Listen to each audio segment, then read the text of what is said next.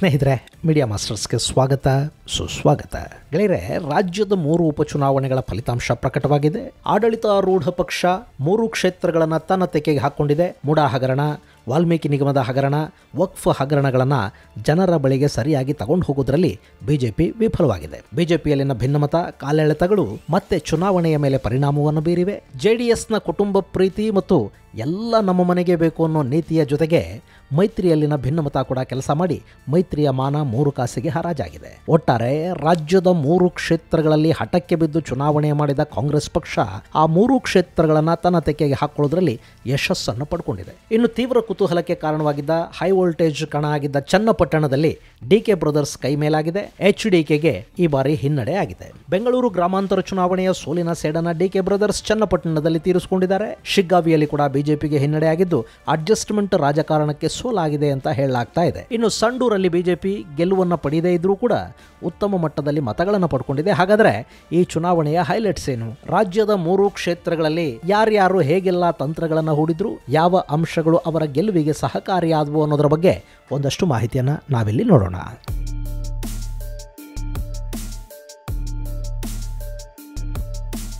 ಗೆಳೆಯರೆ, ರಾಜ್ಯದಲ್ಲಿ 3 ಕ್ಷೇತ್ರಗಳ ಉಪಚುನಾವಣಾ ಫಲಿತಾಂಶ ಹೊರಬಿದ್ದಿದೆ. ತೀವ್ರ ಕುತೂಹಲಕ್ಕೆ ಕಾರಣವಾಗಿದ್ದ ಚನ್ನಪಟ್ಟಣದಲ್ಲಿ ಕಾಂಗ್ರೆಸ್ ಅಭ್ಯರ್ಥಿ ಸಿಪಿ ಯೋಗೇಶ್ವರ್ ಗೆಲುವನ್ನು ಸಾಧಿಸಿದ್ದಾರೆ. ಶಿಗ್ಗಾವಿಯಲ್ಲಿ ಭರತ್ ಬೊಮ್ಮಾಯಿ ಗೆಲುವಿಗೆ ಯಾಸಿರ್ ಖಾನ್ ಪಠಾಣ್ ಅಡ್ಡಿಯಾಗಿದ್ದಾರೆ. ಹಾಗೇನೆ ಸಂಡೂರು ಕ್ಷೇತ್ರದಲ್ಲಿ ಕಾಂಗ್ರೆಸ್ ಪಕ್ಷದ ಅನ್ನಪೂರ್ಣ ಅವರಿಗೆ ಜಯ ಒಲಿದು ಬಂದಿದೆ. ಈ ಮೂಲಕ ಆಡಳಿತಾರೂಢ ಕಾಂಗ್ರೆಸ್ ಪಕ್ಷ 3 ಕ್ಷೇತ್ರಗಳನ್ನು ತನ್ನ ಮಡಲಿಗೆ ಹಾಕೊಂಡಿದೆ. ಲೋಕಸಭಾ ಚುನಾವಣೆಯಲ್ಲಿ ಬಿಜೆಪಿ ಹಾಗೂ ಜೆಡಿಎಸ್ ಮೈತ್ರಿಯ ಕಾರಣದಿಂದ ಆಗಿದ್ದ ಹಿನ್ನಡೆಯನ್ನ ಕಾಂಗ್ರೆಸ್ ಪಕ್ಷ ಇಲ್ಲಿ ಸರಿಪಡಿಸಿಕೊಂಡಿದೆ. ಬಟೆಂಗೆ ತೋ ಕಟೆಂಗೆ ಅನ್ನೋದನ್ನ ಈ ಬಾರಿ ಕೂಡ ಅಲ್ಪಸಂಖ್ಯಾತರು ಅರ್ಥ ಮಾಡಿಕೊಂಡಿದ್ದಾರೆ. ಹೀಗಾಗಿ ಮುಸ್ಲಿಂ ಮತದಾರ ಕಾಂಗ್ರೆಸ್ನ ಕೈ ಹಿಡಿದಿದ್ದಾನೆ. ಇನ್ನು ಈ ಉಪಚುನಾವಣೆಯಲ್ಲಿ ಕಾಂಗ್ರೆಸ್ ಪಕ್ಷಕ್ಕೆ ಸೋಲುಂಟಾದರೆ ಸರ್ಕಾರ ಬೀಳುತ್ತೆ, ಸಿದ್ದರಾಮಯ್ಯ ರಾಜೀನಾಮೆ ಕೊಡಬೇಕಾಗುತ್ತೆ, ಸರ್ಕಾರದ ಉಚಿತ ಯೋಜನೆಗಳು ನಿಂತು ಹೋಗುತ್ತವೆ ಅನ್ನೋ ಮಾತುಗಳು ಕೇಳಿಬಂದವು. ಹೀಗಾಗಿ ಫಲಾನುಭವಿಗಳು ಕೂಡ ಈ ಚುನಾವಣೆಯಲ್ಲಿ ಕಾಂಗ್ರೆಸ್ ಪಕ್ಷದ ಕೈ ಹಿಡಿದು ಹಾಕಿ ಕಾಣ್ತಾ ಇದೆ. ಹಾಗೆಯೇ ಮೂಡಾ ಹಗರಣ, ವಕ್ಫ್ ವಿವಾದ ಇವ್ಯಾವುದೂ ಕೂಡ ಸರ್ಕಾರಕ್ಕೆ ಹಿನ್ನಡೆಯನ್ನು ಉಂಟು ಮಾಡಲಿಲ್ಲ. ಹೀಗಾಗಿ ಇಲ್ಲಿ ಬಿಜೆಪಿ ಜೆಡಿಎಸ್ ಮೈತ್ರಿಕೂಟಕ್ಕೆ ಹಿನ್ನಡೆಯಾಗಿದ್ದು ಕಾಂಗ್ರೆಸ್ ಪಕ್ಷ 3 ಕ್ಷೇತ್ರಗಳಲ್ಲಿ ಗೆಲುವನ್ನು ದಾಖಲಿಸಿದೆ. ಇಲ್ಲಿ ಕ್ಷೇತ್ರವಾರು ನಾವು ನೋಡೋದಾದ್ರೆ ಸಂಡೂರು ಕ್ಷೇತ್ರ ಅಲ್ಲಿನ ಕಾಂಗ್ರೆಸ್ ಶಾಸಕ ತುಕಾರಾಮ್ ಅವರಿಂದ ತೆರವಾಗಿತ್ತು. ತುಕಾರಾಮ್ ಕಳೆದ ಲೋಕಸಭಾ ಚುನಾವಣೆಯಲ್ಲಿ ಬಳ್ಳಾರಿ ಅಭ್ಯರ್ಥಿಯಾಗಿ ಶ್ರೀರಾಮುಲು ವಿರುದ್ಧ ಗೆಲುವನ್ನು ಗಳಿಸಿದ್ರು. ಹೀಗಾಗಿ ಸಂಡೂರಲ್ಲಿ ತುಕಾರಾಮ್ ಅವರ ಪತ್ನಿ ಅನ್ನಪೂರ್ಣಗೆ ಕಾಂಗ್ರೆಸ್ ಟಿಕೆಟ್ ಅನ್ನು ಕೊಡಿತು. ಇಲ್ಲವರಿಗೆ ಟಿಕೆಟ್ ಸಿಗೋದ್ರಲ್ಲಿ ಸಿದ್ದರಾಮಯ್ಯ ಅವರ ಪಾತ್ರ ದೊಡ್ಡದಾಗಿತ್ತು. ಹೀಗಾಗಿ ಸ್ವತಃ ಸಿದ್ದರಾಮಯ್ಯ ಕ್ಷೇತ್ರದಲ್ಲಿ ಬಂದು ಬೀಡು ಬಿಟ್ಟು ಅನ್ನಪೂರ್ಣ ಅವರನ್ನ ಗೆಲ್ಲಿಸುವ ಹೊಣೆಯನ್ನು ಹೊತ್ಕೊಂಡ್ರು. ಇನ್ನು ಕಾಂಗ್ರೆಸ್ನ ಘಟಾನುಘಟಿ ನಾಯಕರೆಲ್ಲ ಅಲ್ಲಿ ಠಿಕಾಣಿ ಹೂಡಿ ಪಕ್ಷದ ಅಭ್ಯರ್ಥಿಯನ್ನ ಗೆಲ್ಲಿಸುವ ಉತ್ಸಾಹವನ್ನು ತೋರಿದ್ರು. ಮತ್ತೊಂದು ಕಡೆ ಬಿಜೆಪಿ ಕೂಡ ಈ ಬಾರಿ ಈ ಕ್ಷೇತ್ರದಲ್ಲಿ ಗೆಲ್ಲಲೇಬೇಕು ಅಂತ ಹೊರಡಿತು. ಅಲ್ಲಿ ಜನಾರ್ದನ ರೆಡ್ಡಿ ಅವರ ಆಪ್ತ ಬಂಗಾರು ಹನುಮಂತುಗೆ ಯಡಿಯೂರಪ್ಪ ಅವರೇ ಖುದ್ದಾಗಿ ಟಿಕೆಟ್ ಅನ್ನ ಕೊಡಿಸಿದ್ರು. ಬಿಜೆಪಿಯನ್ನ ಗೆಲ್ಲಿಸಿಕೊಂಡು ಬರೋದಕ್ಕೆ ಜನಾರ್ದನ್ ರೆಡ್ಡಿ ಹಾಗೂ ಶ್ರೀರಾಮುಲು ಅವರನ್ನ ನೇಮಕ ಮಾಡಲಾಯಿತು. ಹಾಗೇನೆ ಬಿಜೆಪಿ ರಾಜ್ಯಾಧ್ಯಕ್ಷ ವಿಜಯೇಂದ್ರ ಅವರ ತಂದೆ ಯಡಿಯೂರಪ್ಪ ಕೂಡ ಸಂಡೂರು ಕ್ಷೇತ್ರವನ್ನು ಏನಾದರೂ ಮಾಡಿ ಗೆಲ್ಲಬೇಕು ಅನ್ನೋ ನಿಟ್ಟಲ್ಲಿ ಸಾಕಷ್ಟು ಕೆಲಸ ಮಾಡಿದ್ರು. ಇನ್ನು ಈ ಕ್ಷೇತ್ರವನ್ನು ಗೆದ್ರೆ ವಿಜಯೇಂದ್ರ ನಾಯಕತ್ವ ಮತ್ತಷ್ಟು ಗಟ್ಟಿಯಾಗ್ತಾ ಇತ್ತು. ಆದರೆ ಫಲಿತಾಂಶ ಕಾಂಗ್ರೆಸ್ ಪರವಾಗಿ ಬಂದಿದೆ. ಈ ಕ್ಷೇತ್ರವನ್ನು ಗೆಲ್ಲುವ ಮೂಲಕ ಕಾಂಗ್ರೆಸ್ ತನ್ನ ಕ್ಷೇತ್ರವನ್ನು ಉಳಿಸಿಕೊಂಡಿದೆ ಮತ್ತು ಸಿದ್ದರಾಮಯ್ಯ ಅವರ ನಾಯಕತ್ವ ಕೂಡ ಅಬಾಧಿತವಾಗಿ ಉಳ್ಕೊಂಡ ಹಾಗಾಗಿದೆ.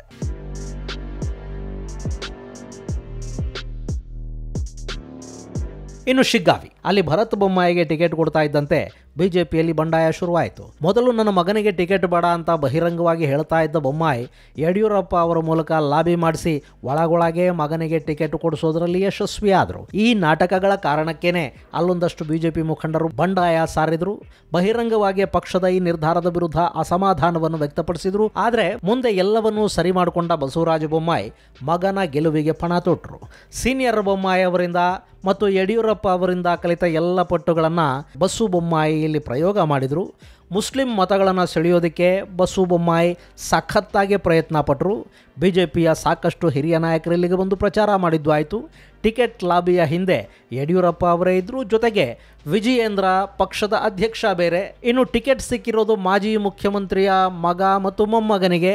ಹೀಗಾಗಿ ಈ ಕ್ಷೇತ್ರವನ್ನು ಉಳಿಸ್ಕೊಳ್ಳೋದಕ್ಕೆ ಸಾಕಷ್ಟು ಪ್ರಯತ್ನಗಳಾದವು. ಸಾಮ ದಾನ ಭೇದ ಎಲ್ಲ ತಂತ್ರಗಳನ್ನು ಬಿಜೆಪಿ ನಾಯಕರು ಪ್ರಯೋಗ ಮಾಡಿದ್ರು. ಇನ್ನು ಕಾಂಗ್ರೆಸ್ನ ಪರಿಸ್ಥಿತಿ ಕೂಡ ಇಲ್ಲಿ ತುಂಬಾ ಚೆನ್ನಾಗೇನಿರಲಿಲ್ಲ. ಇಲ್ಲಿ ಯಾಸಿರ್ ಖಾನ್ ಪಠಾಣ್ಗೆ ಟಿಕೆಟ್ ಸಿಕ್ಕಿದ್ದು ಮಾಜಿ ಶಾಸಕ ಆಜಂಪೀರ್ ಖಾದ್ರಿ ಕೋಪಗೊಳ್ಳೋದಕ್ಕೆ ಕಾರಣವಾಯಿತು. ಖಾದ್ರಿ ಬಂಡಾಯದ ಬಾವುಟವನ್ನು ಹಾರಿಸಿದ್ರು. ಕಾಂಗ್ರೆಸ್ನ ಬಂಡಾಯ ಅಭ್ಯರ್ಥಿಯಾಗಿ ನಾಮಪತ್ರವನ್ನು ಕೂಡ ಸಲ್ಲಿಸಿದ್ರು. ಆ ಬಳಿಕ ಜಮೀರ್ ಅಲ್ಲಿ ಫೀಲ್ಡಿಗಿಳಿಬೇಕಾಯಿತು. ಖಾದ್ರಿ ಬೆಂಬಲಿಗರು ಜಮೀರ್ ಕಾರಿನ ಮೇಲೆ ಕಲ್ಲು ತೂರಿದ್ದೂ ಆಯಿತು. ಕಡೆಗೆ ಖಾದ್ರಿಯ ಮನವೊಲಿಸಿ ನಾಮಪತ್ರ ವಾಪಸ್ಸು ಪಡೆಯೋ ಹಾಗೆ ಕೂಡ ಮಾಡಲಾಯಿತು. ಅಷ್ಟೇ ಅಲ್ಲ, ಮುಸ್ಲಿಂ ಅಭ್ಯರ್ಥಿಗೆ ಟಿಕೆಟ್ ಕೊಟ್ಟಿದ್ದಾರೆ ಅನ್ನೋ ಕಾರಣದಿಂದ ರಾಜ್ಯದ ಬಹುತೇಕ ಮುಸ್ಲಿಂ ನಾಯಕರು ಇಲ್ಲಿಗೆ ಬಂದು ಪಠಾಣ್ ಪರ ಕೆಲಸ ಮಾಡೋದಕ್ಕೆ ನಿಂತರು. ಈ ಕ್ಷೇತ್ರದಲ್ಲಿ 55,000 ಮುಸ್ಲಿಂ ಮತಗಳು ಯಾಸಿರ್ ಖಾನ್ ಪಠಾಣ್ ಕೈ ತಪ್ಪಿ ಹೋಗದ ಹಾಗೆ ಸಂಪೂರ್ಣವಾಗಿ ಬಂದೋಬಸ್ತು ಮಾಡಲಾಯಿತು. ಇದರ ಜೊತೆಗೆ ಈ ಬಾರಿ ಗ್ಯಾರಂಟಿ ಯೋಜನೆಗಳು ಕೂಡ ಕಾಂಗ್ರೆಸ್ ಅಭ್ಯರ್ಥಿಯ ಕೈ ಹಿಡಿದ್ವು. ಬೊಮ್ಮಾಯಿಯವರ ಅತಿ ಬುದ್ಧಿವಂತಿಕೆಯ ರಾಜಕಾರಣವನ್ನು ನೋಡಿಕೊಂಡು ಬಂದಿದ್ದ ಶಿಗ್ಗಾವಿಯ ಮತದಾರರು ಬಸು ಬೊಮ್ಮಾಯಿ ಅವರ ಮಗ ಭರತ್ ಬೊಮ್ಮಾಯಿ ಸೋಲಿಗೆ ಕಾರಣರಾದರು. ಕಾಂಗ್ರೆಸ್ ಪಕ್ಷ ಸಾಕಷ್ಟು ವರ್ಷಗಳ ನಂತರ ಶಿಗ್ಗಾವಿಯಲ್ಲಿ ಗೆಲುವಿನ ಬಾವುಟವನ್ನು ಹಾರಿಸೋದರಲ್ಲಿ ಯಶಸ್ವಿ ಆಯಿತು.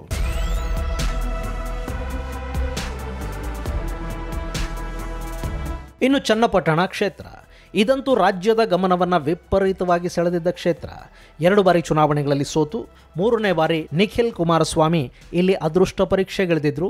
ರಾಜ್ಯದ ಪ್ರಬಲ ಒಕ್ಕಲಿಗರ ಕ್ಷೇತ್ರಗಳಲ್ಲಿ ಒಂದಾಗಿರೋ ಚನ್ನಪಟ್ಟಣ ಈ ಬಾರಿ ನಿಖಿಲ್ ಅವರ ಕೈ ಬಿಡೋದಿಲ್ಲ ಅನ್ನೋ ನಂಬಿಕೆ JDS ಪಕ್ಷದಲ್ಲಿತ್ತು. ಹೀಗಾಗಿ ಕುಮಾರಸ್ವಾಮಿ ಅವರಿಂದ ತೆರವಾಗಿದ್ದ ಸ್ಥಾನಕ್ಕೆ ನಿಖಿಲ್ ಅವರನ್ನ ಅಭ್ಯರ್ಥಿಯನ್ನಾಗಿ ಮಾಡಲಾಯಿತು. ಅದಕ್ಕೂ ಮುನ್ನ ಇಲ್ಲೊಂದು ದೊಡ್ಡ ಡ್ರಾಮಾನೇ ನಡೆದು ಹೋಯಿತು. ಯಾಕೆಂದ್ರೆ ಈ ಕ್ಷೇತ್ರದಲ್ಲಿ ಯೋಗೇಶ್ವರ್ ಟಿಕೆಟ್ ಆಕಾಂಕ್ಷಿಯಾಗಿದ್ರು. ಅವರು ಬಿಜೆಪಿಯಿಂದಲೇ ಸ್ಪರ್ಧಿಸೋದಕ್ಕೆ ಪ್ರಯತ್ನ ಪಟ್ಟರು. ಚನ್ನಪಟ್ಟಣವನ್ನು ಬಿಜೆಪಿಗೆ ಬಿಟ್ಟು ಕೊಡಬೇಕು ಅಂತ JDS ಮೇಲೆ ಒತ್ತಡ ಹಾಕಿದ್ರು. ಆದರೆ ಅದ್ಯಾವುದಕ್ಕೂ ಕುಮಾರಸ್ವಾಮಿ ಜಗ್ಗಲಿಲ್ಲ. ಕಡೆಗೆ ಯೋಗೇಶ್ವರ್ ಬಂಡಾಯದ ಬಾವುಟ ಹಾರಿಸುವ ಸುಳಿವನ್ನು ಕೂಡ ಕೊಟ್ಟರು. ಅವರ ಜೊತೆ ಕೆಲವರು ಬಿಜೆಪಿಯ ನಾಯಕರೇ ಇದ್ರು. ಅವರೇ ಯೋಗೇಶ್ವರ್ ತಲೆ ಕೆಡಿಸ್ತಾ ಇದ್ದಾರೆ ಅನ್ನೋ ಮಾತುಗಳು ಕೂಡ ಕ್ಷೇತ್ರದಲ್ಲಿ ಕೇಳಿಬಂದವು. ಇಷ್ಟಾಗೋ ಹೊತ್ತಿಗೆ ಕುಮಾರಸ್ವಾಮಿ ಅವರಿಗೆ ಯೋಗೇಶ್ವರ್ ಅವರು ಕಾಂಗ್ರೆಸ್ನ ಬಾಗಿಲು ತಟ್ಟಿದ್ದಾರೆ ಅನ್ನೋ ಸುದ್ದಿ ಬಂತು. ಇನ್ನೇನು ಯೋಗೇಶ್ವರ್ ಕಾಂಗ್ರೆಸ್ಗೆ ಹೋಗೋದು ಖಚಿತವಾಗಿ ಘೋಷಣೆ ಒಂದು ಬಾಕಿ ಇದೆ ಅನ್ನುವಾಗ ನಾವು ಯೋಗೇಶ್ವರ್ಗೆ JDS ನಿಂದಲೇ ಟಿಕೆಟ್ ಕೊಡ್ತೀವಿ, ನಮ್ಮ ಪಾರ್ಟಿಯಿಂದ ಸ್ಪರ್ಧೆ ಮಾಡಿ ಅಂತ ಅವರಿಗೆ ಹೇಳಿದ್ವಿ. ಆದರೆ ಅದಕ್ಕೆ ಯೋಗೇಶ್ವರ್ ಒಪ್ಪಲಿಲ್ಲ. ನನಗೆ ಬಿಜೆಪಿ ಟಿಕೆಟೇ ಬೇಕು ಅಂತ ಹಠಕ್ಕೆ ಬಿದ್ದರು. ಅವರು ಮೊದಲೇ ಕಾಂಗ್ರೆಸ್ಗೆ ಹೋಗೋದಕ್ಕೆ ಸಿದ್ಧರಾಗಿದ್ರು, ಕಾಂಗ್ರೆಸ್ ಜೊತೆ ಡೀಲ್ ಮಾಡಿಕೊಂಡಿದ್ರು ಅಂತ ಕುಮಾರಸ್ವಾಮಿ ಹೇಳಿಕೊಂಡು ಬಂದರು. ಹಾಗೆ ಕಾರ್ಯಕರ್ತರ ಒತ್ತಡಕ್ಕೆ ಮಣಿದು ನಿಖಿಲ್ ಟಿಕೆಟ್ ಕೊಡ್ತಾ ಇದೀವಿ ಅಂತ ಕೂಡ ಕುಮಾರಸ್ವಾಮಿ ಹೇಳಿದ್ರು. ಆದ್ರೆ JDS ಬಗ್ಗೆ ಜನರಿಗೆ ಈ ಹಿಂದಿನಿಂದಲೂ ಒಂದು ಅಭಿಪ್ರಾಯ ಇದ್ದೇ ಇದೆ. ಅವ್ರು ಏನೇ ಲಾಭ ಇದ್ರು ಅದನ್ನ ಮನೆಗೆ ಮಾಡ್ಕೊಳ್ತಾರೆ. ಕೆಲಸ ಕಾರ್ಯಕರ್ತರು ಮಾಡಬೇಕು. ಅಧಿಕಾರ ಮತ್ತು ಲಾಭ ಅಂತ ಬಂದಾಗ ಅದನ್ನ ದೇವೇಗೌಡರ ಮನೆಗೆ, ದೇವೇಗೌಡರ ವಂಶಕ್ಕೆ ತಗೊಂಡು ಹೋಗ್ತಾರೆ ಅನ್ನೋದು ಬಹುತೇಕ ಪಕ್ಷದ ಕಾರ್ಯಕರ್ತರ ಅಸಮಾಧಾನಕ್ಕೆ ಕಾರಣವಾಗಿರುವ ಅಂಶ. ಅದು ಬರೀ ಚನ್ನಪಟ್ಟಣದಲ್ಲಿ ಅಂತಲ್ಲ, ಇಡೀ ರಾಜ್ಯದಾದ್ಯಂತ JDS ಕಾರ್ಯಕರ್ತರಲ್ಲಿ ಇಂಥದ್ದೊಂದು ಅಭಿಪ್ರಾಯ ಇದ್ದೇ ಇದೆ. ಇನ್ನು ಇಲ್ಲಿ ಕೂಡ ಹಾಗೆ ಆಯ್ತು. JDS ಟಿಕೆಟ್ ದೇವೇಗೌಡರ ವಂಶದ ಕುಡಿಗೆ ಸಿಗಿತು. ಇನ್ನು ಲೋಕಸಭಾ ಚುನಾವಣೆಯಲ್ಲಿ ಗ್ರಾಮಾಂತರ ಕ್ಷೇತ್ರದಲ್ಲಿ DK ಸುರೇಶ್ ಸೋತಿದ್ರಲ್ಲ, ಅದಕ್ಕೆ ಪ್ರತೀಕಾರ ಹೇಳೋ ತವಕದಲ್ಲಿ DK ಶಿವಕುಮಾರ್ ಇದ್ರು. ಈ ಬಾರಿ ಚನ್ನಪಟ್ಟಣ ಗೆಲ್ಲದೇ ಇದ್ರೆ ಮುಂದೆ ಮುಖ್ಯಮಂತ್ರಿ ಹುದ್ದೆಗೆ ನಾನು ಕೂಡ ಆಕಾಂಕ್ಷಿ ಅಂತ ಹೇಳಿಕೊಳ್ಳೋದಕ್ಕೆ ಕೂಡ ಕಷ್ಟ ಆಗತ್ತೆ ಅನ್ನೋದು DKಗೆ ಗೊತ್ತಿತ್ತು. ಆದರೆ ಚನ್ನಪಟ್ಟಣದಲ್ಲಿ ಕಾಂಗ್ರೆಸ್ಗೆ ಒಂದು ದೊಡ್ಡ ಬೇಸ್ ಅನ್ನೋದೇ ಇರಲಿಲ್ಲ. ಹೀಗಾಗಿ ಅವರು ಗೆಲ್ಲುವ ಕುದುರೆ ಯೋಗೇಶ್ವರ್ಗೆ ಬಲೆ ಬೀಸಿದ್ರು. ಓಡುವ ಕುದುರೆಯ ಹಣೆಗೆ ಕಾಂಗ್ರೆಸ್ನ ಬಾವುಟವನ್ನು ಕಟ್ಟಿದ್ರು. ಯೋಗೇಶ್ವರ್ ವರ್ಸಸ್ ನಿಖಿಲ್ ಕುಮಾರಸ್ವಾಮಿ ಅಂತಲೇ ನಡೆದ ಚುನಾವಣೆಯಲ್ಲಿ ಕಾಂಗ್ರೆಸ್ ಪಕ್ಷ ತನ್ನ ಎಲ್ಲ ಶಕ್ತಿಯನ್ನು ಯೋಗೇಶ್ವರ್ ಪರ ತೊಡಗಿಸ್ತು. CM DCM ಜೊತೆಗೆ ಚನ್ನಪಟ್ಟಣದ ಅಲ್ಪಸಂಖ್ಯಾತರನ್ನು ಒಲಿಸ್ಕೊಳ್ಳೋದಕ್ಕೆ ರಾಜ್ಯದ ಮುಸ್ಲಿಂ ಸಚಿವರು ಹಾಗೂ ಶಾಸಕರ ದಂಡೆ ಅಲ್ಲಿಗೆ ಬಂತು. ಒಂದಷ್ಟು ಒಕ್ಕಲಿಗ MLAಗಳು, ಸಚಿವರು, ಹೀಗೆ ಇಡೀ ರಾಜ್ಯ ಸರ್ಕಾರವೇ ಈ ಬಾರಿ ಚನ್ನಪಟ್ಟಣದ ಚುನಾವಣೆಯಲ್ಲಿ ತೊಡಗಿಸ್ಕೊಳ್ತು. ಇದರ ಜೊತೆಗೆ ನಾನು ಸ್ಥಳೀಯ, ನಿಖಿಲ್ ವಲಸಿಗ ಅನ್ನೋ ಮಾತನ್ನು ಕೂಡ ಯೋಗೇಶ್ವರ್ ಅಲ್ಲಿ ತೇಲಿಬಿಟ್ರು. ಇಲ್ಲಿ ಯೋಗೇಶ್ವರ್ ಈ ಹಿಂದೆ ಮಾಡಿದ ಕೆಲಸಗಳಿದ್ವು. ಜೊತೆಗೆ JDSನ ಕುಟುಂಬ ರಾಜಕಾರಣದಿಂದ ನನಗೆ ಬಿಜೆಪಿಯ ಟಿಕೆಟ್ ತಪ್ಪಿತು ಅನ್ನೋದನ್ನು ಕೂಡ ಯೋಗೇಶ್ವರ್ ದೊಡ್ಡ ಮಟ್ಟದಲ್ಲಿ ಬಳಸ್ಕೊಂಡ್ರು. ಮತ್ತೊಂದು ಕಡೆ ಮಗನನ್ನ ಗೆಲ್ಲಿಸ್ಕೋಬೇಕು ಅನ್ನೋ ಹಠಕ್ಕೆ ಬಿದ್ದಿದ್ದ ಕುಮಾರಸ್ವಾಮಿ ಹಗಲು ರಾತ್ರಿ ಕ್ಷೇತ್ರದಲ್ಲಿ ಸಂಚಾರ ಮಾಡಿದ್ರು. JDSನ ಭವಿಷ್ಯ ಅಂತಲೇ ಗುರುತಿಸ್ಕೊಳ್ತಾ ಇರೋ ನಿಖಿಲ್ ಈ ಬಾರಿ ಸೋಲಬಾರದು ಅಂತ ದೇವೇಗೌಡರೇ ಕಣಕ್ಕಿಳಿದ್ರು. 92ರ ವಯಸ್ಸಲ್ಲಿ ಕೂಡ ದೇವೇಗೌಡರು ಮೊಮ್ಮಗನ ಪರವಾಗಿ ಎದೆ ಬಡ್ಕೊಂಡು ಚುನಾವಣಾ ಪ್ರಚಾರ ಮಾಡಿದ್ರು. ಬಿಜೆಪಿಯ R ಅಶೋಕ್, DV ಸದಾನಂದ ಗೌಡ ಕ್ಷೇತ್ರದಲ್ಲಿ ಮೊಕ್ಕಾಂ ಹೂಡಿ ಪ್ರಚಾರ ಮಾಡಿದರು. ಇನ್ನು ಬಿಜೆಪಿ ಅಧ್ಯಕ್ಷ ವಿಜಯೇಂದ್ರ ಅವರ ತಂದೆ ಯಡಿಯೂರಪ್ಪ ಕೂಡ ಈ ಕ್ಷೇತ್ರದಲ್ಲಿ ಸಂಚರಿಸಿ ನಿಖಿಲ್ ಪರ ಪ್ರಚಾರ ಮಾಡಿದರು. ಯಥಾ ಪ್ರಕಾರ ನಿಖಿಲ್ ಕೂಡ ಕುಟುಂಬ ಪರಂಪರೆಯ ಪ್ರಕಾರ ಮತದಾರರ ಮುಂದೆ ನಿಂತು ಕಣ್ಣೀರು ಸುರಿಸಿದ್ದು ಕೂಡ ಆಯಿತು. ಇಷ್ಟೆಲ್ಲ ಆದರೂ ಚನ್ನಪಟ್ಟಣದ ಜನ ಯೋಗೇಶ್ವರ್ ಕೈ ಹಿಡಿದಿದ್ದಾರೆ. ಅಲ್ಲಿ ಯೋಗೇಶ್ವರ್ ಅವರ ಮತಗಳ ಜೊತೆಗೆ ಕಾಂಗ್ರೆಸ್ನ ಅಲ್ಪಸಂಖ್ಯಾತರ ಮತಗಳು ಕೂಡ ಒಂದಾಗಿವೆ. ಹೀಗಾಗಿ JDSನ ಅಭ್ಯರ್ಥಿಗೆ ಸೋಲಾಗಿ ಯೋಗೇಶ್ವರ್ ಚನ್ನಪಟ್ಟಣದ ಕಿಂಗ್ ಆದರೆ, ನಿಖಿಲ್ ಕುಮಾರಸ್ವಾಮಿ 3ನೇ ಬಾರಿ ಕೂಡ ಚುನಾವಣೆಯಲ್ಲಿ ಸೋಲೋ ಮೂಲಕ ರಾಮನಗರ ಜಿಲ್ಲೆಯಲ್ಲಿ ಒಬ್ಬ JDS ಶಾಸಕನೂ ಇಲ್ಲದ ಪರಿಸ್ಥಿತಿ ನಿರ್ಮಾಣ ಆಗಿದೆ.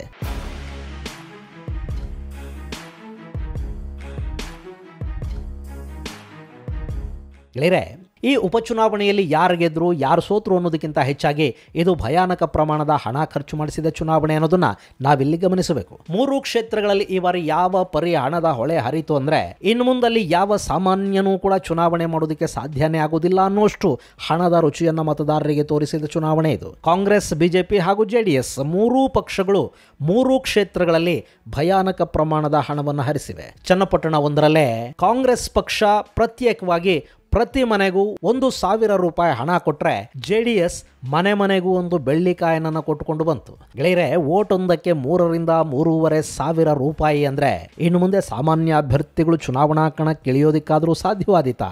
ಚುನಾವಣೆ ಕೂಡ ಶ್ರೀಮಂತರಿಗೆ ಮಾತ್ರ ಅನ್ನೋದಾದ್ರೆ ಅದು ಪ್ರಜಾಪ್ರಭುತ್ವವಾಗಿ ಹೇಗೆ ಉಳ್ಕೊಳ್ಳೋದಿಕ್ಕೆ ಸಾಧ್ಯ? ಇಂಥದ್ದನ್ನೆಲ್ಲ ನೋಡಿದಾಗಲೇ ಪ್ರಜ್ಞಾವಂತರಿಗೆ ಪ್ರಜಾಪ್ರಭುತ್ವದ ಮೇಲೇನೆ ನಂಬಿಕೆ ಅನ್ನೋದು ಹೊರಟು ಹೋಗುದು. ಇಲ್ಲಿ ಗೆದ್ದವರು ಮಾತ್ರ ಅಲ್ಲ, ಸೋತವರು ಕೂಡ ಹಣ ಮತ್ತು ಹೆಂಡದ ಹೊಳೆಯನ್ನೇ ಹರಿಸಿದ್ದಾರೆ. ಅದೃಷ್ಟ ಇದ್ದವರು ಗೆದ್ದಿದ್ದಾರೆ. ಆಂತರಿಕ ಕಲಹ, ನಾಯಕತ್ವಗಳ ಕಿತ್ತಾಟಕ್ಕೆ ಬಿದ್ದವರು ಅವರ ಕಾಲಗಳನ್ನು ಅವರವರೇ ಎಳಕೊಂಡು ಸೋತಿದ್ದಾರೆ ಅಷ್ಟೇ. ಪಾಪ ಮತದಾರನದ್ದೇನಿದೆ, ಅವನಿರೋದೇ ಹೀಗಲ್ವೇ? ಇದು ಗೆಳೆಯರೆ ರಾಜ್ಯದ 3 ಕ್ಷೇತ್ರಗಳ ಉಪಚುನಾವಣೆಗೆ ಸಂಬಂಧಪಟ್ಟ ಒಂದಷ್ಟು ಮಾಹಿತಿ. ಮುಂದಿನ ಸಂಚಿಕೆಯಲ್ಲಿ ಮತ್ತಷ್ಟು ವಿಶೇಷಗಳ ಜೊತೆ ಮತ್ತೆ ಭೇಟಿಯಾಗೋಣ. ಅಲ್ಲಿವರೆಗೆ ಜೈ ಹಿಂದ್, ಜೈ ಕರ್ನಾಟಕ.